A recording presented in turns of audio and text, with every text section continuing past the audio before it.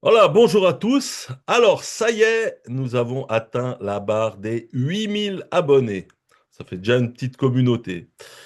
Et comme promis, je vais répondre à vos questions dans cette FAQ. Il y en a pas beaucoup, mais au moins ça me permettra d'y répondre de manière un tout petit peu plus extensive. Donc il y a 5 questions. Peut-être qu'à la barre des 9000 abonnés ou des 10 000 abonnés, si je fais une vidéo, il y aura plus de questions. On verra. Hein.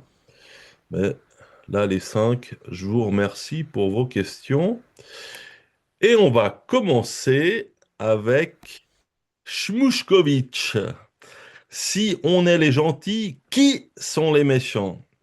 Alors, il me semble que Shmushkovitch fait ici référence sur le ton de la plaisanterie et de la taquinerie, à une question qu'Alain Soral avait posée à l'époque. Contre-Culture avait d'ailleurs produit un t-shirt autour de cette appellation gentil. Alors, le terme gentil est historiquement utilisé pour désigner un non-juif, notamment dans certains contextes liés à l'hébreu moderne et au yiddish, où le mot goy désigne un non-juif. Pour répondre directement à la question, je dirais que les méchants sont, selon moi, les responsables politiques israéliens qui défendent une conception euh, suprémaciste d'une supériorité théologico-raciale et qui mènent une politique extrêmement brutale à l'égard des Palestiniens. On peut même considérer que ces actes relèvent d'une politique génocidaire. Voilà. Donc, si les gentils, ce sont nous, bah, eux, ce sont les méchants. Deux questions de Kerrico17. Comment voyez-vous les élections présidentielles qui se profilent? Quel avenir pour la France? Merci Ali Moudine. Alors, merci Kerrico. Euh, La situation politique française me paraît assez particulière. Hein. Donc ce sera normalement en mai 2027, hein, ces élections.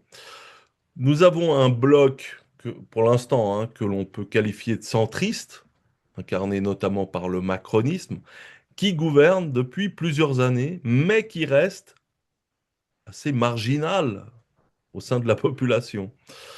Et en parallèle, nous avons une pléthore de candidats et une recomposition assez profonde du paysage politique.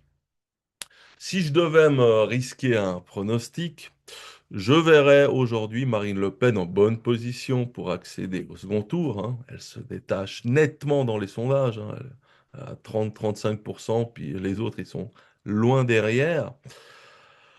Et face à elle, bon, Édouard Philippe pourrait incarner le candidat du centre droit. On verra si mon pronostic a mal vieilli ou non. Hein. Peut-être que c'est c'est juste. Alors Jean-Luc Mélenchon pourrait également réaliser un score important sans forcément parvenir à se qualifier. Hein. Sa position sur la question palestinienne elle peut être considérée comme cohérente avec une partie de son électorat, puis elle est louable, mais sa ligne sur l'immigration reste, à mon sens, un repoussoir pour une partie importante des Français. On assiste finalement à un reversement. Hein. Pendant longtemps, c'est surtout le Front National ou le RN avant, qui a été rejeté en raison de ses positions sur l'immigration. Aujourd'hui, le contexte politique a considérablement évolué. Hein. Question 3 de Sad Bakiwi. Merci Sad. Le RN au pouvoir 2027, possibilité ou pas? Alors c'est clairement une possibilité. Hein. Marine Le Pen a annoncé sa candidature à l'élection présidentielle de 2027 en juillet dernier. Et le RN est aujourd'hui plus proche du pouvoir qu'il ne l'a jamais été. Un cousin tchèque qui a un pied dans la politique me disait d'ailleurs il y a quelques années que Marine Le Pen serait un jour présidente de la République. À l'époque, j'étais assez sceptique. Et, mais aujourd'hui, je pense que cette hypothèse est tout à fait crédible. Mais une victoire électorale du RN ne signifierait pas nécessairement une rupture profonde avec la politique menée jusqu'ici, hein. Le parti a considérablement évolué et a donné de nombreux gages de respectabilité institutionnelle. On est assez loin de la posture d'opposition radicale que pouvait caractériser un Jean-Marie Le Pen. Alors, je ne m'attends donc pas à des miracles. Le RN ne propose notamment pas de sortir de l'Union européenne et resterait soumis à un certain nombre de contraintes européennes. Il pourrait avoir une politique migratoire un peu plus restrictive, davantage d'expulsion de personnes en situation irrégulière et un discours plus ferme sur la sécurité. Mais je ne pense pas que cela constituerait une véritable révolution, hein.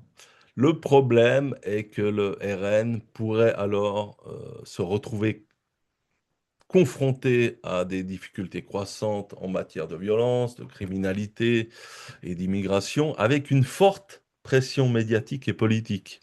Il risquerait donc de se retrouver dans une situation paradoxale, accéder au pouvoir pour ensuite devoir assumer des problèmes qu'il ne pourra pas régler aussi facilement qu'il le prétendait dans l'opposition. Ce serait d'une certaine manière un cadeau empoisonné, hein. Question 4 de Nouna Rose. Merci, Nouna. Un livre en préparation. Alors, pas pour le moment. J'ai déjà publié 3 livres avec Contre-Culture, ainsi qu'un ouvrage en auto-édition, hein. Voilà, abécédaire du national-sionisme. Aujourd'hui, je considère que l'écriture d'un livre représente un investissement en temps très important pour une rentabilité relativement faible, surtout lorsqu'on ne bénéficie pas du soutien promotionnel d'une maison d'édition. Alors, je regrette absolument pas d'avoir écrit ces livres, hein. Un ouvrage, ça permet de mettre ses idées noir sur blanc et offre une durée de vie beaucoup plus importante qu'une vidéo, hein. Alors, je n'exclus pas d'en écrire un nouveau à l'avenir, hein. Si je devais me lancer, j'aimerais notamment travailler sur Alain Soral et sur le traitement médiatique de ces idées que je considère comme souvent caricaturales et réducteurs. Dites-moi en commentaire si vous pensez que ce serait un sujet intéressant.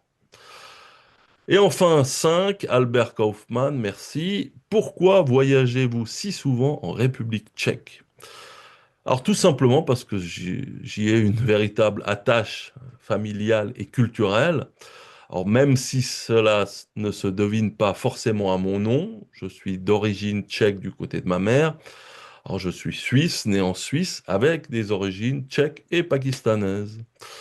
Alors je parle couramment le tchèque et j'ai toujours plaisir à retourner en République tchèque, notamment pour rendre visite à ma famille et découvrir des petites villes et les régions de province. Donc c'est un pays qui possède une histoire particulièrement riche, mais aussi un patrimoine naturel et culturel très intéressant. C'est donc à la fois une affaire de famille, de culture et de plaisir personnel. Alors voilà pour ces questions. Je vous remercie encore et n'hésitez pas à liker, à vous abonner. Je le dis presque jamais, mais là je le dis. Et puis rendez-vous aux 9000, puis aux 10 000 et qui sait. Bonne journée à tous.